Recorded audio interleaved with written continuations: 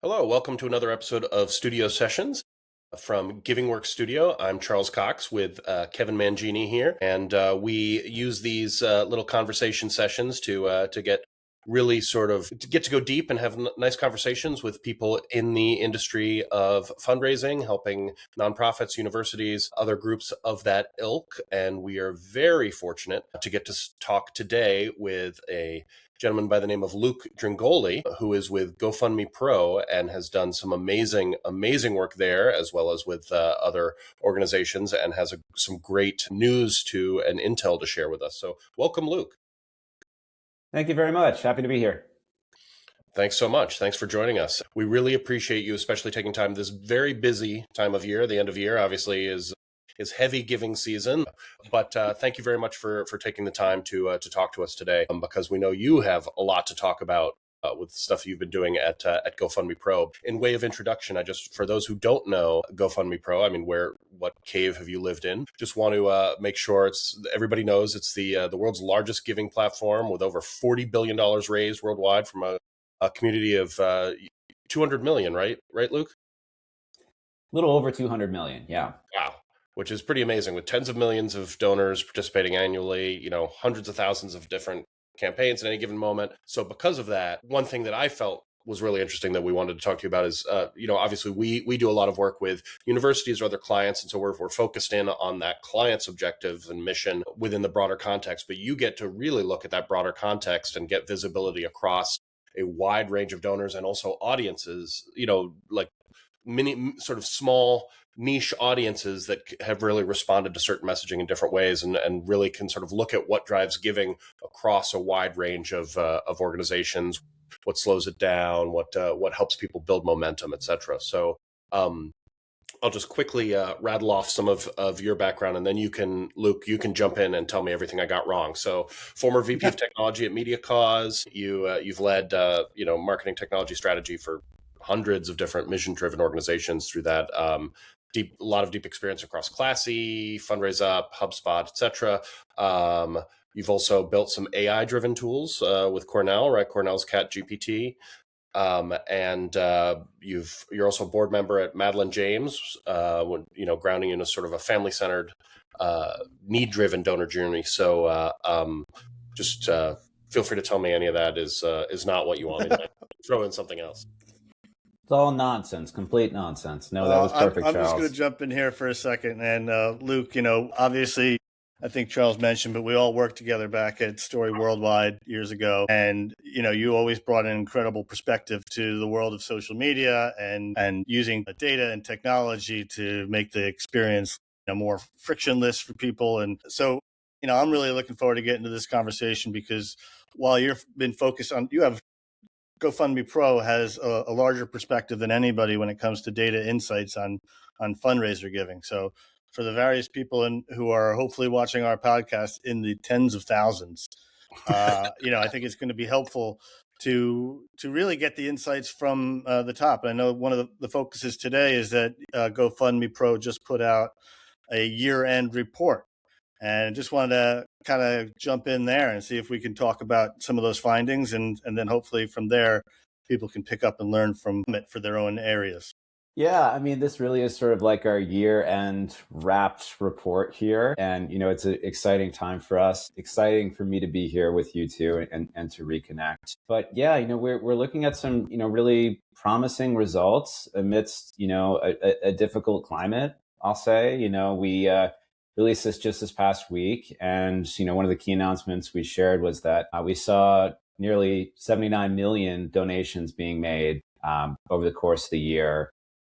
72 million fundraiser starts, 155,000 people who started a fundraiser for a nonprofit in particular. And this stat, which is probably my favorite, which is just a little wild, is that we process 2.5 donations every second. So, as you were mentioning earlier, Kevin, the scale is pretty remarkable.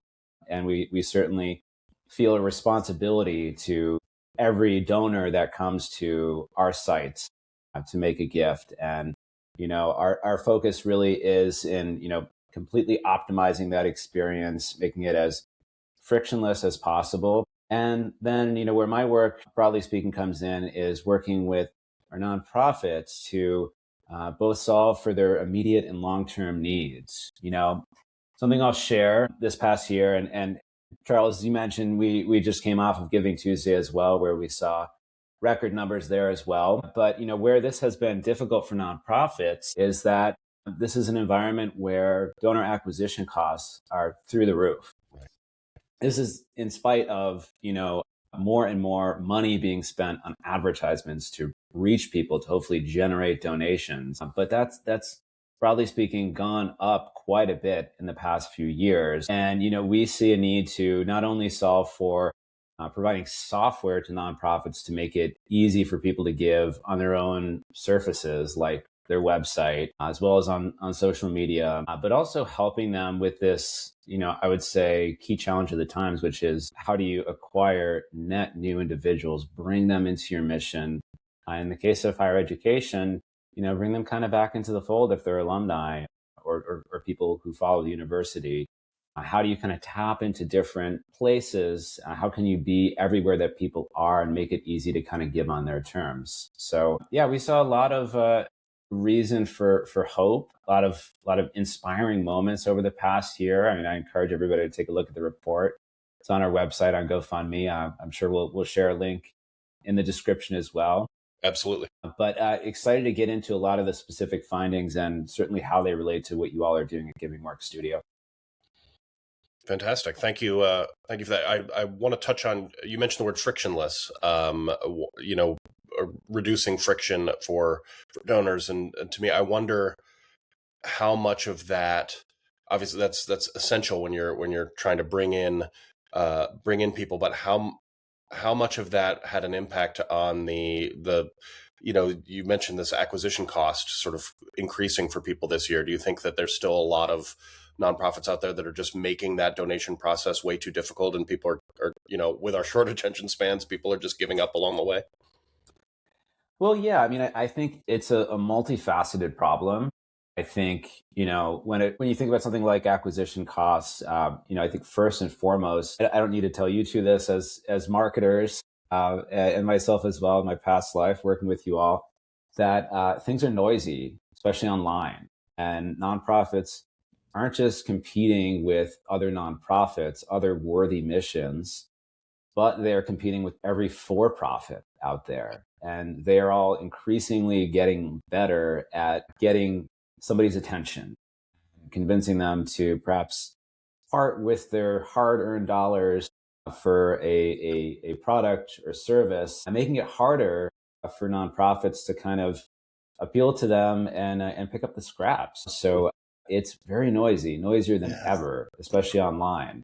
Yeah, I think the fragmentation of media in general, there's really no central square anymore, and there's not a few pillars that people come to and generally hear these stories. So the challenge of anybody seeing any story is hard, given that much noise, that many creators in the world now. So there's you're just not even talking about the content from all the networks and all the different people who are making TV shows. It is everybody who's got a camera and a YouTube channel. So, which is why we're very much advocating for the consistency in the storytelling, because if you're just throwing a little message out here and there, and you're not building a relationship and also entertaining and engaging these people, then I could see why that's a big challenge for a lot of these institutions who, find themselves with an incredible cause and some great stories, but hard to put that all together. Right. Yeah. Well, I mean, it's interesting you mentioned creators too, because I think that's another factor here, is that we're heading into a climate where there's a breakdown in trust in institutions, and that includes... I hadn't heard of this. No, hadn't heard of that? So this is where the news flash comes across the bottom of the screen. There you go. But the key here is that this certainly impacts nonprofits as well. This general broad distrust includes nonprofits who are seeing less and less traffic to their own surfaces, like their website. More individuals who want to give, because they certainly still want to give, especially younger generations, but they want to give increasingly through people they follow and trust in creators and platforms that they might already be on. And they're just used to things like a recommendations algorithm and somebody who is influential helping them decide how to give. So that's key here is that, you know, you may feel like you're running up against a wall if you're constantly trying to drive people back to your own website instead of kind of meeting them where they are or meeting them through intermediaries that increasingly matter to them. Right. Yeah, it's I'm thinking back to a lot of the stuff that was beaten into our heads years ago as marketers is that, people trust recommendations from obviously friends and family carry the most weight, but then recommendations from complete strangers will often carry more weight than official word from a brand's official voice, right? And stuff they're saying. So it's a little crazy to think that that people put more trust in what they hear from complete strangers online, but if it's presented as a recommendation, that can often carry a lot more weight. I mean, I came from working at a news network, News Nation, and certainly bombarded with facts about how low the trust factor is with the public and the news. And when you think of what's happening in the news environment, but also the news enthusiasts who create newsy stories that are not really fact checked, like we are in a complete area of chaos when it comes to trust. A younger demographic has no problems making donations through social media or getting motivated to give through social media. But when you're talking to an older audience, obviously they often, are a little suspicious of getting scammed or things like that. And so they prefer giving through a website for an organization to know, or picking up the phone and calling them or making sure that their money is going to the right person. But as you say, like audiences by and large aren't going to the official sites of different groups. Are you seeing any trends in how people are bridging that gap between their trusted property on the one hand and the places where their audiences actually are to receive the messaging, and how they connect those dots? Yeah, a great question. Yeah, I mean, I certainly think it's not an either or, it's a both, right? And that's really our value proposition with GoFundMe Pro is that you need both best in class online fundraising tools and you need access to more acquisition channels. So for us, it's about having everything in one place, right? So that things aren't fragmented. And this is sort of where my role comes in on our partners team, working with our technical partners, because as you two know, I love everything geeky and nerdy and all the technology behind things. And what's so important and what we talk a lot about is making sure that all of your donations are ultimately funneling into the same place. And that's oftentimes into an organization's CRM system, right? Or maybe they might refer to it as their donor database of record. And there are a variety of tools like this, but what we are able to do is provide an organization with, a very low friction, streamlined experience for their website, like their main donation form for people who choose to give there, want to give directly through the organization, as well as the ability to tap into these other channels, be it Facebook, Instagram, as well as GoFundMe.com and the community there, but also sync those donations back into our platform and then out from there into the CRM so that you can engage everybody really in the same way, right? So that no matter how they came to find your work and your mission, you can steward them over the long term. And that historically has been the issue in the past, and why things have been so fragmented for nonprofits is that, they might get a bunch of money from this one source, but it comes through as a lump sum check in the mail once a month. And it's great, but in a sense, it's a double-edged sword because they have those funds, but they have no idea of knowing who gave, and they have no way to engage them in the future. So it's a big question mark, and we're really hoping to solve for that so that, when we say acquisition, we mean really acquiring them and really knowing who those individuals are so that you can then, bring them into the fold. And as you're mentioning, build trust, right? So that they may have come in through a third party channel, but then they're getting to know your organization through maybe your email marketing platform with automations and workflows you have set up to send them a welcome series of emails, monthly newsletter, additional information. So it's really about having both, funneling everything into one place and creating a much more steady pipeline of individuals that ultimately get onboarded into the organization and grow closer over time. I think that stewardship is so important. We've definitely seen, unfortunately, many organizations and institutions take that set it and forget it approach to fundraising, right? It's all about the one campaign or one event, and then they don't understand why, they haven't, they can't build a more enduring donor base, but they're not engaging with that audience on over a longer period. They're not establishing that trust, as you say, having a relationship with them.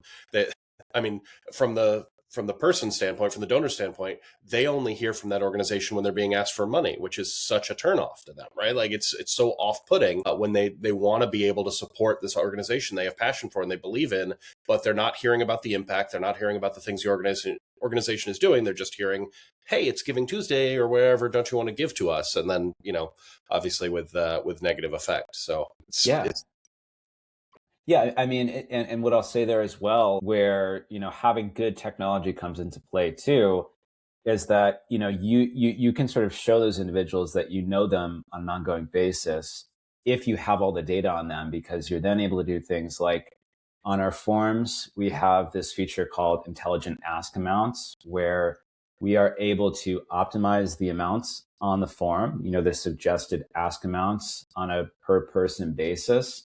Because if you think about it, somebody going to a donation form who is maybe a major donor who gave quite a bit of money in the past year, if they land on a form that is suggesting $5, $10, $20, in some sense, they're going to feel like, that organization doesn't know them at all and is treating them as a stranger, right?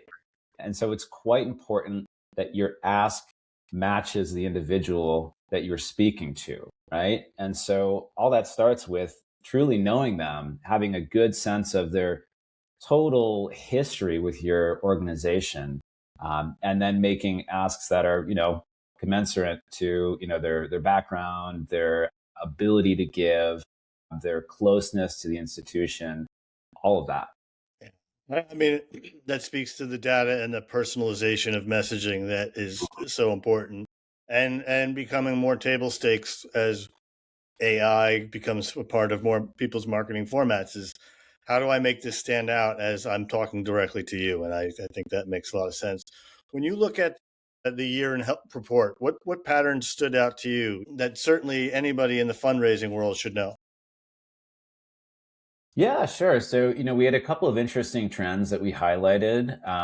One is business. So we saw a lot of individuals, broadly speaking, come out to support local shops, individuals who had the dream of starting a business, and people who donated to help them, reach those dreams. That would be more on kind of the personal side of fundraising, but very much kind of related to, causes overall. One that was a little bit more related to nonprofits, and one that is interesting to think about in the context of my background and when we worked together in the past, is this trend around communities, certainly, and the idea that a lot of people over the past year showed up to support fundraisers that were very much related to community oriented needs. right. We saw a big increase in funding to food banks over the past year, essential expenses, fundraisers that mention volunteering as well and supporting people who are volunteering. So that very much has an impact for organizations that are working maybe on a local level in neighborhoods and communities. And that is so important, right? I think about some of our work that we've done in the past, trying to start and grow vibrant, engaged communities. That, of course, is quite important when you think of a nonprofit, right? And their ability to kind of galvanize and support a community. I think it very much plays into their sense of identity, right? If you think about somebody who is in need in a community, you think about somebody who also lives in that community that wants to give back to it. You see a lot of organizations that are being supported that are doing a lot of storytelling as well around these essential needs and are able to, bring people out, get them involved in the mission, make them feel good in the process, right? That they are part of this community and feel like they are directly benefiting their neighbors. So you mentioned neighbors. So when we're talking, obviously community online can mean lots of different things. You're seeing it more being a physical community, people supporting their local environment where they live. Obviously, tied to the economic situation in our country right now. Do you see, like, does the data point you in a direction, whether it's more people feeling, more close to their local environs, their local community, or is it more about the overarching need that we're feeling sort of nationwide or even globally right now?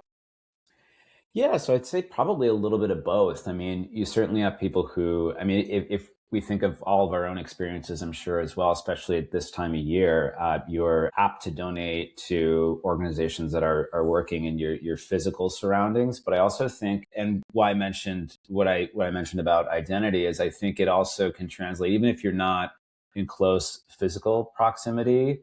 One is sort of really large moment over the past year for us was, of course, the wildfires in Los Angeles. And, what we saw was a lot of people giving just an outpouring of support, of course, from around the country and around the world for Los Angeles and Southern California.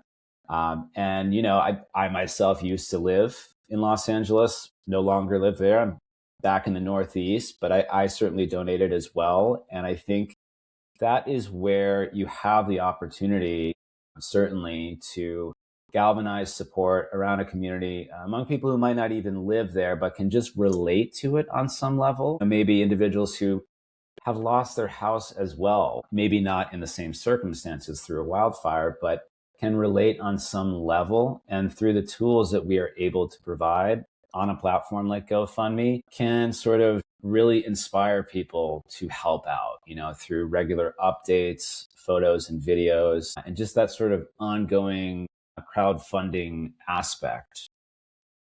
Do you mind if we take a step away from the report? We can, of course, come back to it, but I'd love to, because it just occurs to me that several people watching this may not be fully familiar with GoFundMe and what it offers outside of what they've seen, somebody raising money for a neighbor, for instance, who has medical needs or something like that. I think that's by and large most people's interaction with GoFundMe, but GoFundMe Pro offers so much more for larger organizations. So if you don't mind plugging what you do a little bit for us to talk a little bit more about GoFundMe Pro's offering. Yeah, just to add to that, our goal here is to bring a conversation for people that can learn about tools that could possibly help them. So we know this one, what you're doing with GoFundMe Pro definitely speaks to that. Yeah, absolutely. So, it's multifaceted, I would say. So certainly we have, as I'd mentioned, the tools we provide to nonprofits in the way of online fundraising campaigns, their direct, donation forms on their website, as well as tools such as social sharing tools. We have peer-to-peer campaigns that we offer, so a nonprofit can kind of easily spin up a peer-to-peer campaign. We see this quite often in higher education as well. This is quite popular with Giving Day campaigns. We also have ticketed events and the ability to embed a form on a website. So these are the tools we provide within GoFundMe Pro, but increasingly as well, we are providing tools for nonprofits directly on GoFundMe.com, so that we are providing this on-ramp, this acquisition channel for donors to learn more about an organization that might be working on the root cause of an issue as well. So it's exciting in that sense. The fact that we, for quite a while now, we've been around for 15 years and have, as we mentioned in the intro, raised $40 billion and have this large community. But we're sort of broadening out now in terms of how we can fully support nonprofit organizations by giving them, a very easy to use suite of online fundraising tools, as well as the ability to more easily tap into other channels. Right. And that I want to just, put a pin in, emphasize something that you said about, being able to have GoFundMe Pro power a form that can be on an institution's website. So it's not, you don't necessarily have to send people out from your content to GoFundMe Pro to make a donation and then hope they come back. Because I know that can be friction for a donor, right? Having to leave and, then there might be some distrust. Where have I gone? I've left the system. But you're saying that it can actually be embedded within an organization's existing framework, right? Yeah, Absolutely. I mean, what we've learned is that, the fewer steps, the better, right? If they're already on the website, in many cases, it's best to keep them there and, using our embedded donation campaign type, just sort of use a pop-up donation form to turn really every page on their website into a donation page, right? Right. So that comes right up. There's no hard redirect to another page off the main website. And, we've really worked to fine tune this over the years to make it be as few steps upfront before the transaction as possible. We support mobile wallets like Apple Pay and Google Pay, a wide range of different payment methods. And, make it quite easy to kind of go through these steps, especially on your mobile device, which more giving is happening on these days. Just get to the point where you've checked out, made that donation so we can kind of, get that information off to the organization and help them steward those donors. Yeah, look, I can tell you as someone who gets motivated by a story, clicks on to offer something, and if I don't have my wallet on me and I don't have all my information in that system, if it doesn't offer an Apple Pay or something that I can do on my own, unfortunately, I'm on to the next thing, and that money didn't get across. So certainly the frictionless aspect to it, and having broadly based finance tools that really serve a lot of people is key. And having them linked to the broader narrative, as you mentioned, it's the story that caught your attention, right, and that motivated you to give. And the further you get pulled away from that story before you get a chance to actually give and act on it, the more likely you're gonna lose that motivation and drop off because there's 100 other things competing for your attention. So, Luke, I don't know if you want to talk a little bit about because obviously to us at GivingWorks Studio, that narrative is so essential, that being able to have that story driving donation. We've seen it with all of our clients. When you tell that compelling story of impact, that's what motivates people to give. So I don't know, from your experience or from the report, if you've seen that as well, the importance of story and narrative in driving donation. Yeah, I mean, absolutely. I mean, this has really been a part of our DNA as long as we've been a company, is that a key tenet of our software is that we provide flexibility so that nonprofits can really, make these pages their own, and that we can very much take a backseat, right? Because we know somebody is going to that organization to connect with them, not necessarily us. And we want to make it as seamless as possible. So that means allowing an organization to upload all their brand information into a brand kit in the platform, including, their logos, their color palette, font selection, things like that. As you guys know, that makes a big difference, right? So that it feels like you are going from, say, a blog post on their website with a compelling story to a donation experience that doesn't feel like a jarring experience, right? Doesn't feel like you're going somewhere else where you have to sort of stop and think for a second, like, where am I right now? Right? Mm-hmm. You want it to feel like it's an extension of their website. And we've done a lot to make sure we allow organizations to retain that flexibility, and to do so without needing to code or do something custom to have a team of developers. It's very quickly to kind of spin this up. And we know that that's important as well, because nonprofit teams wear a lot of hats, right? And so it's all about ease of use, but also making it very flexible so it fits in with the rest of your brand identity. Right.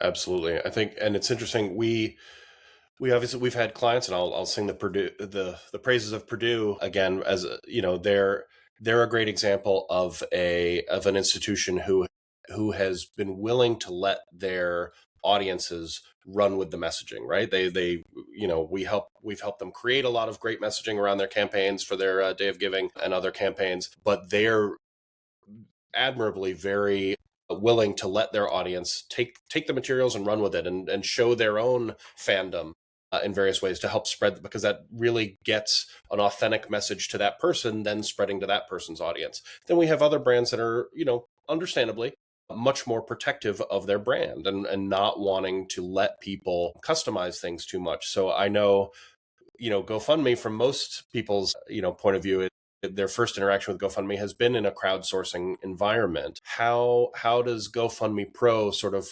allow that for larger institutions, but also allow them to have some control on the messaging? Obviously, there's a lot of gray area there. Yeah, absolutely. So this is very much a place where we want to, you know, allow organizations to have their cake and eat it too, right? You want to have the ability to start at a place that is highly branded, where the organization feels like it is their own experience that they're cultivating. Right. But then, of course, tap into tools that are just proven to work, right? And so it will depend on the organization, right? In terms of like Purdue that you mentioned, being very willing to let individuals go and run with things. But I think there's a nice way to do both. We are playing around with, different experiences where, you would start on a fully branded landing page that the organization would create that would have their logo, their color palette, their story about the campaign. But then make it very easy through just a handful of questions to allow that individual to, say, create their fundraising page and be off and running on a platform like GoFundMe that gives them a lot of additional sharing capability and tools so that it feels like, the organization was involved and inspired that to happen, but that they are giving those fundraisers the best possible chance at success. Right. Makes a lot of sense. Hey, when you look at the year-end research that you have, is there a clear place where many institutions seem to go wrong in terms of getting to the conversion? Where do they get stuck? Where's most people historically getting stuck in closing a fundraising sale? Mm-hmm. Yeah, well, we have a full research hub on our website where, we publish all of our findings. We do a lot of A/B testing, especially when we're gearing up to roll out a new feature, because we want to understand, the positive, hopefully, or negative response to adding a certain feature or changing a certain element. And I think, broadly speaking, what we find is that by having a more streamlined checkout process, of course, you're going to generate more donations. And, that is just, sometimes low hanging fruit. It's by having the ability to add custom questions, other things you want to ask a donor come after the transaction is fully processed, right? Instead of before, where that's going to drag down the overall conversion rate. And there's many other elements that can sort of, build a little bit of trust by having the right kind of logo or statements. And one piece that we rolled out recently in our updated checkout flow is just that sort of progress bar element at the top where you can see the number of steps and which step you are on, right? Just visual cues like that. And I think what you'll also see if you go to one of our newer checkout pages is that it feels very much intentionally so similar to any other commerce experience you would have online, right? Like say you're going through a checkout process to buy a pair of shoes, we want to make sure that, when you're going to give, it doesn't feel in some way different or inferior or more confusing because of course you have limited funds and, any individual, as we mentioned, is going to be bombarded with ads and marketing messages from any number of entities looking to, make a dollar. And so it's important that the experience we put forth is fast, loads fast, feels familiar as well, and has those same payment options. And that can make a huge difference by having that, because the reality is still a lot of organizations are out there kind of suffering from tools that are sort of subpar in this regard, that look a little bit more dated, that are a little bit more confusing, that aren't as mobile optimized. And that has just a huge negative effect when somebody lands on a page like that. Have you seen mobile optimization being something where a lot of organizations are still sort of behind the curve? Is that something that your data has shown is still an obstacle, a bottleneck for donors? Yeah, I mean, certainly, like if you look at the broader landscape, there are still quite a few donation pages out there where if you were to go to it on a mobile device, you'd have to kind of pinch and zoom in, or everything is not fully visible when you first land there. where it can feel disjointed. So that certainly is an area where a lot of organizations are still perhaps a little bit behind the times, and where we do try to help out. I'd say it's not usually, or really hardly ever, that they're unaware that, a better mobile experience is possible. It's just that sometimes, there can be resistance to change. There can be other systems at play that make it much more difficult to change. But there still is quite a lot of that. And unfortunately, our industry as a whole, nonprofits, can at times lag behind, other industries in terms of, say, a checkout experience and the way a form might look like on a website page. Of course. I mean, if you're encouraging donation to help feed people in need, then it's tough to figure out, okay, well, what part of our revenue can we set aside to to update our website, because that's a tough to make that decision. But also, as you're pointing out, Luke, that can have a profound impact on donations and being able to get in more revenue to help more people. Do you find that there's we talk about story, we talk about narrative. Do you find that there's a format of narrative that's working particularly well with audiences right now? I know we talk a lot about the importance of video as a motivating factor, as a very relatable way to tell a story. Obviously, that can be a big expense for people, not as expensive as it used to be with modern technology, but I know for a lot of smaller organizations, it can be off-putting to think, oh, we need to do a video. But are you seeing that format has a lot of resonance, or are there other formats that people should be considering as well? Yeah, I would say that it, broadly speaking, depends on the organization. But I think what's most important, especially when it comes to storytelling, is, as we were discussing earlier, that on some level, your organization is willing to give up a little bit of control and put the power in the hands of influencers who care deeply about your organization, have a legitimate connection, and want to help.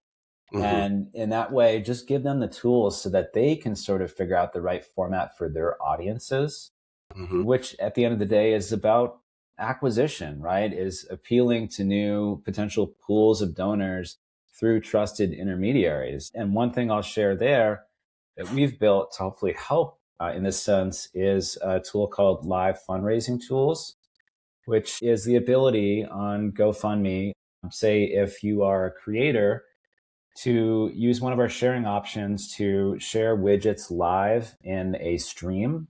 Like if you are a creator who goes live on YouTube, TikTok, Discord, Twitch, any sort of platform like that, we built a tool that works with really the most popular streaming software that influencers use. It's called OBS. And it's a simple set of browser overlays that they can just quickly embed as they're going live on a charity fundraising stream. And that has a huge impact, right? Because these are dynamic elements where you can have a goal meter, you can have a QR code that is linked to that influencer, and you can have little donation alerts that pop up that sort of, for anybody viewing who hasn't given yet, serve as social proof. So you can see if somebody has, elected to make their donation publicly, the amount and that person's name sort of pop up in the stream. And we found that that's really effective, right? Not only for an organization, but in how they work with an influencer to make them feel valued, right? Like the QR code element. We also have a link element, which you all will appreciate as marketers, really serve as a form of attribution for the fundraiser on our platform. So that at the end of the day, after they finish their stream and they look at how much they've raised, they can proudly share that. And even if they want, create a profile on our platform that shows how much help they've inspired through their audience and their efforts. I think that's really important. And that doesn't happen if you aren't comfortable giving up a little bit of control, giving that influencer the key message, giving them some building blocks, but see what they can do with it and see what makes sense with their audience, which they are going to know best. Sorry, Kevin, and then I'll hand it over to you.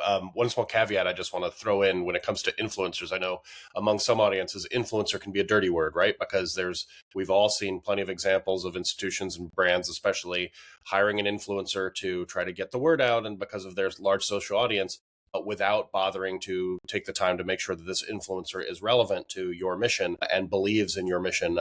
So I just want to emphasize the point that authenticity is very important. I know in a past life, we've all used the term superfan when talking about sort of the ultimate influencer you want for your property or brand, somebody who really believes in what you're doing. But I just want to emphasize that authenticity is so important. You don't want to just bring in somebody who doesn't actually care what you're doing and is going to offhandedly mention it and then move on, because that can actually diminish the overall mission that you're going for. But if you can find somebody with an authentic connection to what you're doing who also has a large social audience, that's obviously the Goldilocks situation right there.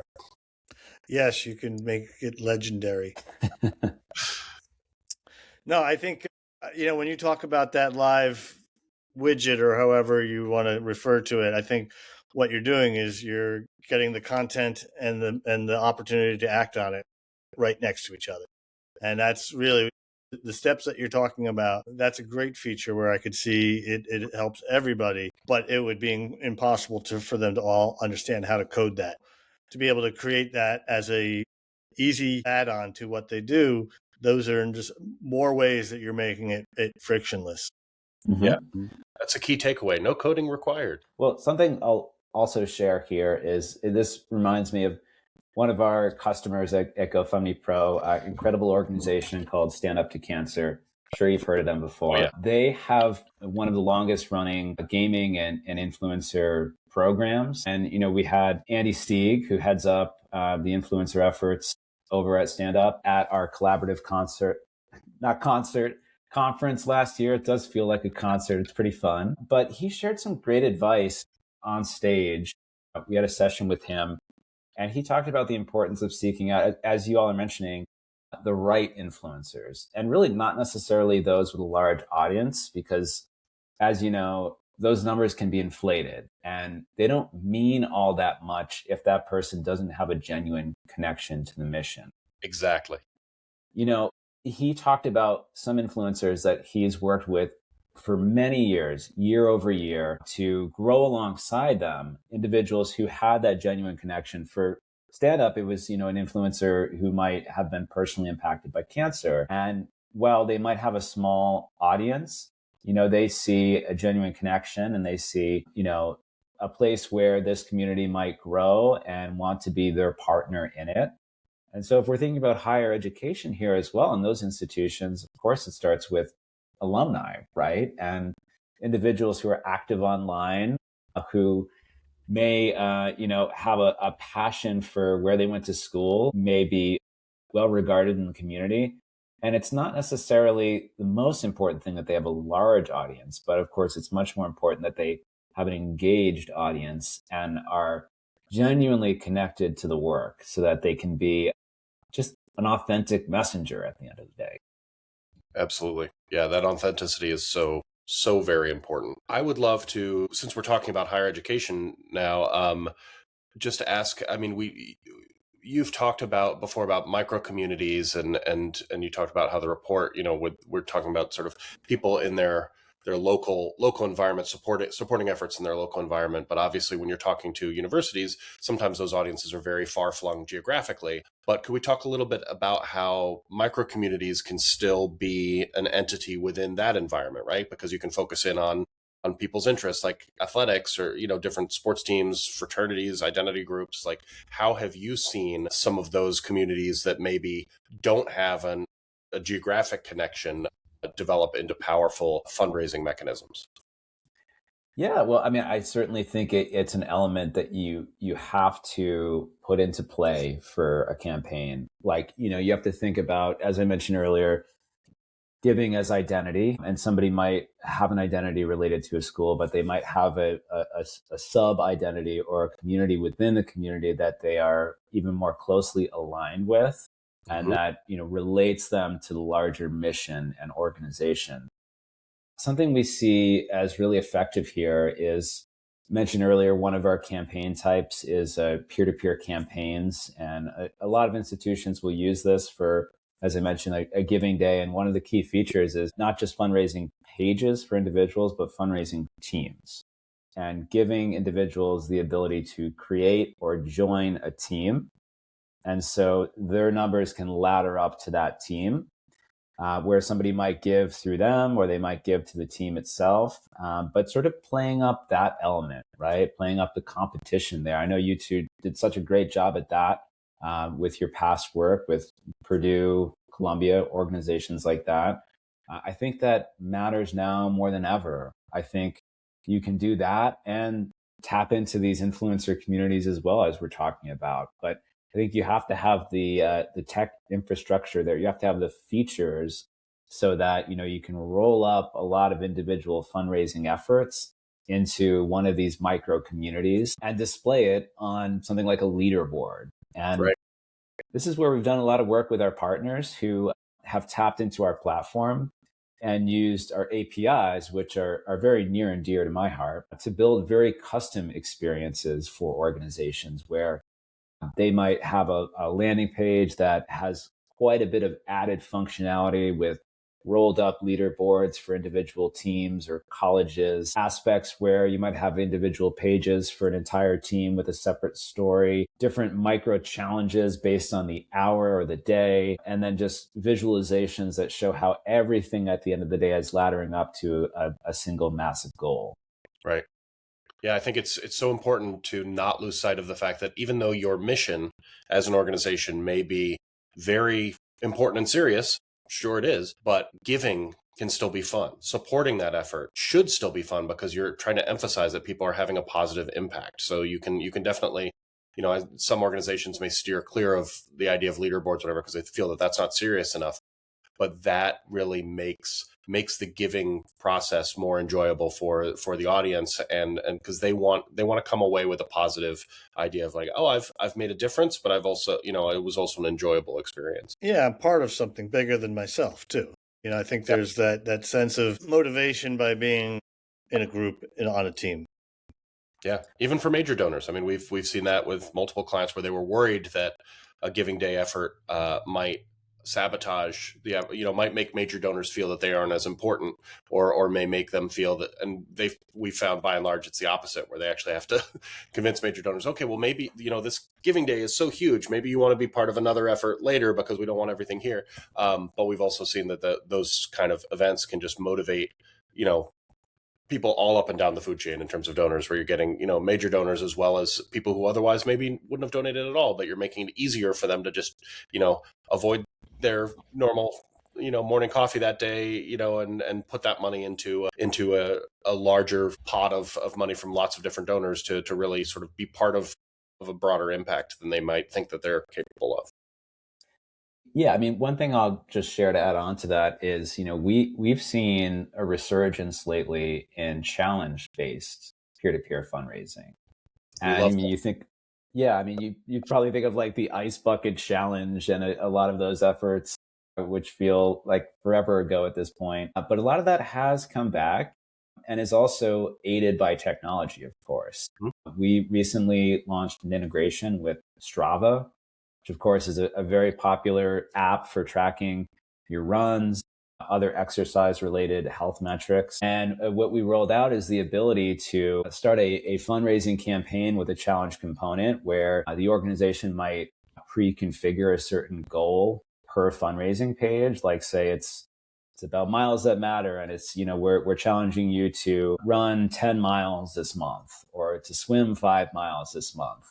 And sort of pre-configure that. So there's another element at play here, right? Where, like, to your point, it might not be about competition with other teams, but it might be, setting a personal challenge for yourself, helping you achieve that. So you're more motivated to reach a goal and people are following along as well. And that in itself is another bit of storytelling that you can share. That's not just about asking again and again for donations, but is more so updating on my progress toward my goal. And maybe it's a part of a larger campaign and you're talking about how many miles everybody has run so far this month. We have additional elements there as well that you can use in terms of leaderboards that might show who has raised the most for their challenge. But certainly, like, it's another nice element to add in, right? Where it's not purely about the dollars raised, but it's about you taking on a personal challenge and using that in itself to inspire your community to give back. Right. It's a very good point. Very good point. Do you mind if we shift to talk about technology and sort of looking forward in technology? Because I know you have a unique Luke is background. already into tomorrow. Okay. Yeah, he's like Ah, 10 years from now. I'm yesterday. He's tomorrow. But I'd love to sort of tap into your experience and your wonderful geekdom when it comes to this stuff, and talk to us a little bit more about what technology you're seeing sort of around the corner for donors to get excited about, or sorry, for organizations to get excited about in terms of motivating donation. Yeah, absolutely. Well, I mean, I think, of course, AI is on everyone's minds and means many different things, Right. right? And in some ways, it's treated as something new, but is something that, of course, has been around for a while in different shapes or forms.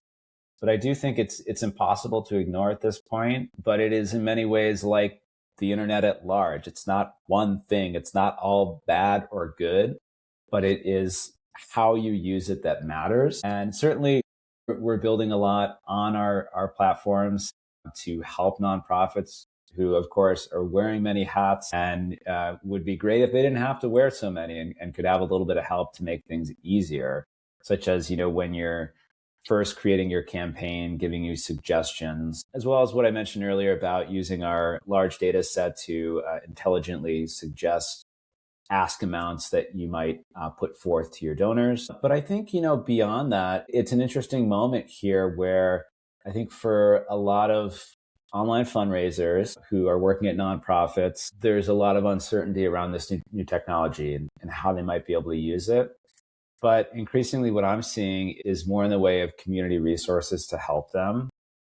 There was a new announcement just a few weeks ago on Giving Tuesday from Anthropic, the AI research lab that puts out Claude, one of the leading chatbot tools. They announced their new Claude for Nonprofits initiative. Certainly, assets like that are great for organizations because, not only is it sort of a discounting on tools that they can use to make their lives a little bit easier to help with some of the day-to-day work, but resources in the way of, on-demand courses and education to get more caught up to speed on what they can do. And what I'll share in terms of my own personal experience here, one thing that was interesting a little while back, and Kevin, you alluded to this earlier in our conversation, before I joined the team at GoFundMe Pro, early on when, ChatGPT was just kind of exploding in popularity, I, as you two know, very much like to tinker and make sure I am familiar with what's new and just actively kind of hands-on with it. I put together an app for a client of mine at the time, Cornell University, to utilize ChatGPT to help with an individual department I was working with, the Cornell Animal Health Centers and the Feline Health Center in particular, to help engage cat lovers out there with something I call Cat GPT, which was a fun experiment at the time. But I think, I share it now because it very much relates with how I would suggest engaging with these tools. Essentially, what I did was it just created a way to upload a corpus of information from Cornell Feline Health Center, which, is an organization like many out there who are experts at a topic, at certain subject matter, and feed it into a tool that otherwise is more just a general use tool to make it more customized. And they're, in fact, much more helpful to the people who we were trying to engage at the time. People who have cats, who are animal lovers and are looking for, in that situation, advice on, situations related to their cats. And the exciting thing about that was it was a way that we could kind of scale the organization's knowledge and provide something more akin to one-to-one help without having to have a lot of individual people to handle individual conversations.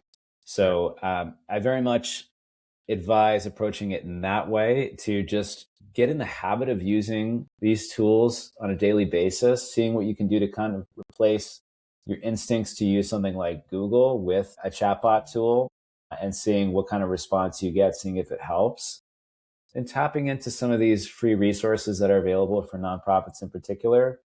and then understanding what is the best application for your organization. It might just be helping with productivity, but in the case of, the example I shared with the Cornell Feline Health Center, maybe it can be part of your programming work, and maybe it can relate to your mission in some sense. So just play around with it, experiment. It's a great time to do that. Right. And I would also just throw in there the caution of trust but verify, right? Make sure you're not just relying on it in absence of actually thinking things through, because it is a great tool, but like any great tool, can be misused in clumsy hands, right, Kevin? Yes, clumsy hands is what I have. I want you to take me, Luke, to the moment in the pitch where you said, "I got the idea, Cat GPT," and they were just all like, "Of course." Well, they're really just a wonderful group of human beings. And I think very trusting and very willing to try, kind of just go with it and see what we can do, very much because they saw the connection to their mission, which was to engage the general public, and cat owners in particular, and better arm them with information. So when you focus on the mission and you work back from that, I think it's hopefully a little easier to kind of get there and try something out. I think that is the last thing I'll maybe share on the subject is, don't use AI just to use it. Don't, work backwards and say, I want to like do some kind of cool thing with AI, but not think first about whether you're actually solving a problem or actually relating it to the mission and the work. So ground yourself in that. Yeah. They were great at going with it, and we had a lot of fun with it as well. Well, I will add, I remember when it came out at the time, and I actually did dive in a little bit as a cat owner as well. My wife loves it. I think another thing that was at play there was that it was catchy, and it was marketing, and it was pop culture, and it was a story unto itself. And if you catch somebody's attention with wordplay, with something that makes what you're saying, makes them stop and dive in a little further, storytelling was a part of what you at the beginning of that, because just by the name, you knew that you had people's attention because of the wordplay. But that's part of it, is you have to also package these things in a storytelling way that stops the scroll. Yeah, well, I mean, I think that's what excites me most about working with nonprofits in general, either, in my current capacity or former capacity in the agency world as well. But just the fact that, it's so important to ground yourself in the mission, and whether whatever it is you're spending your time on actually has an impact at the end of the day. Right. And of course, like, in the marketing world, like it, and what we've worked on in the past, you can sort of, maybe come up with some metrics about impressions and engagement. And in some way it has some impact in the broader sense. But what is, of course, so important for organizations is, at the end of the day, like, are you furthering the work and furthering the mission? And if you take that perspective and you apply technology towards those goals, there's a lot you can do. And it feels more substantive than just, trying to have some sort of flashy event that, maybe gets a little bit of buzz, but doesn't really do anything in terms of furthering the work. Absolutely. Yeah, it's so important to have that core narrative be consistent through these different touch points. I know and there's a difference between consistency and repetition, right? Like we've talked about this endlessly over the years. We've had clients say, "Oh, I remember a client saying once when I went to a meeting that between when you left your home, your town, and took a plane here and had this meeting, there were probably 15 different touch points where you saw our message." And I said, well, yeah, that was a wasted opportunity, because you delivered the exact same message every time, rather than finding other ways to tell other chapters of your broader narrative and engage an audience. So it's very important that your narrative is not static and doesn't just say, throw your tagline out there again and again and again, because then people get bored, and you have opportunities to reach them with other parts of your narrative. Because, as you say, a lot of these nonprofits, they have amazing stories to tell. They have incredible stories to tell of their impact, of the people they're helping, or the animals they're helping, the environmental causes, etc. And it's important to get those stories into the hands of your potential supporters. Your audience can be somebody who is then going to, write a check or click a button to make a donation to support your mission, and that's essential. Yeah, and they're also, to that point as well, many times key subject matter experts, right? And the sort of double-edged sword sometimes with nonprofit organizations is they can be very humble and sell themselves short on their expertise, and perhaps not be as willing to kind of promote that as, say, a for-profit would. And so that's why it's so important to find ways to like just shine a light on their expertise and why they matter. And part of that is, like in this example, finding other ways to apply information and expertise to create an impression or further enhance an impression in the general marketplace, that they are deserving of funding because they are a wealth of information and expertise on this subject matter. Right. Absolutely. That's absolutely true. Yes. Well, I think, Luke, it's been great to talk to you about all of this because, like I said, we have a goal here of getting the word out to all these people who are following us now. Did I say it was hundreds before? 15 billion people in the tri-state area. Nobody's fact checking. So, and that's what ChatGPT's told me. It can't be wrong. Yeah, no.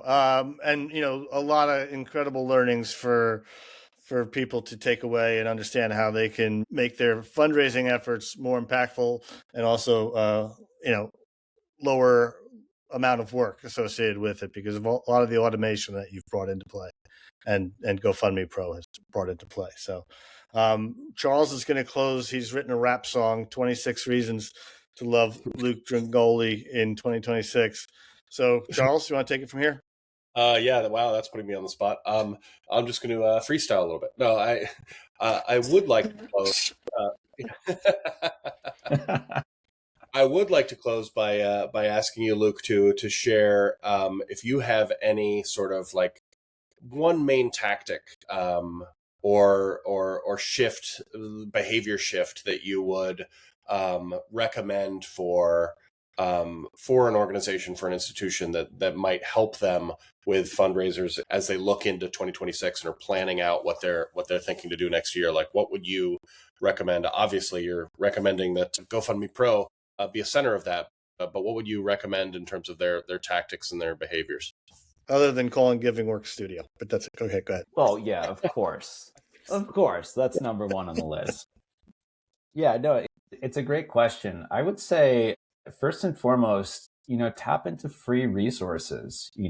I would say in terms of GoFundMe and GoFundMe Pro, what I'll mention is that we have nonprofit pages which are free, and every nonprofit can go and look up their information on GoFundMe and claim and verify their page. It's a completely opt-in process where if you claim your page and you choose to be listed publicly, you can be. And that is just another sort of channel you can set up for yourselves that is out there on the internet. And as I mentioned earlier, can serve as a way to acquire more donors within our community. We're going to be doing a lot of exciting things there in the year to come to plug nonprofits into our overall giving community. So I'd say go and get that set up, go through the claim process, read up on it. That's a great tool. And I would say as well, think about offerings you have out there. I mentioned, programs like Cloud for Nonprofits that provide a discount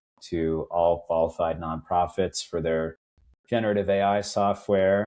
There are tools like Zapier, which are great at helping you automate tasks. And they themselves have a nonprofit program where you verify your status as a nonprofit. And I believe they have a 15% discount on their automation software. And so I would say, look into tools like that are out there now that can be more helpful than ever at helping you as an organization automate some of your busy work, give you more support. And then in the case of, GoFundMe and our nonprofit pages, start to establish a presence on places that can help you acquire more donors, that can help with that key acquisition problem that many organizations are facing right now. Awesome. Well, thank you so much for taking the time to talk to us and giving us so much of your time going into the busy holiday season. We greatly appreciate it. Yeah, it was well perfectly timed to get together, but also having a year-end wrap up from the largest fundraising database in the world. This kicked off a conversation that I know our viewers will really appreciate. So thank you, Luke.